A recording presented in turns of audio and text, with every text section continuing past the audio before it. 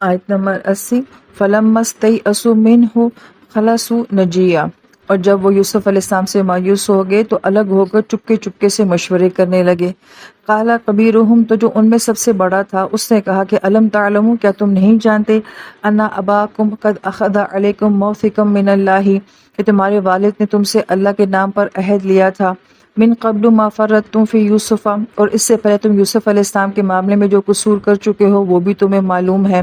تو ہو سکتا ہے کہ یہ ان میں جو ایک بھائی تھا جس کے اندر تھوڑا سا احساس تھا، یا پھر یہ کہ اب جا کے جو ہے وہ احساس ندامت ان کے اندر جو ہے وہ جاگ رہا ہے۔ یہ بھی ہو سکتا ہے کہ پرائے دیس میں، پرائے ملک میں وہ جس سچویشن میں پھنس چکے ہیں تو اب انہیں اپنے والد کی بات کا یا ان کے دکھ کا جو ہے وہ احساس ہو رہا ہے۔ ہو سکتا ہے کہ اب ان کا ضمیر جو ہے وہ جاگنے شروع ہو گیا ہو، تو گویا کہ یہ ساری سچویشن جو ہے وہ اس طرف اشارہ کر رہی ہے۔ فلن ابرح الارض، لہٰذا میں اس وقت یہاں سے نہیں ٹلوں گا، حتی یأذن لی ابی، یہاں تک کہ میرے والد مجھے اجازت نہ دے دیں، اور یحکم اللہ لی، یا اللہ ہی میرے حق میں کوئی فیصلہ نہ فرما دے، وہو خیر الحاکمین، اور وہی ہیں جو سب سے بہتر فیصلہ کرنے والے ہیں۔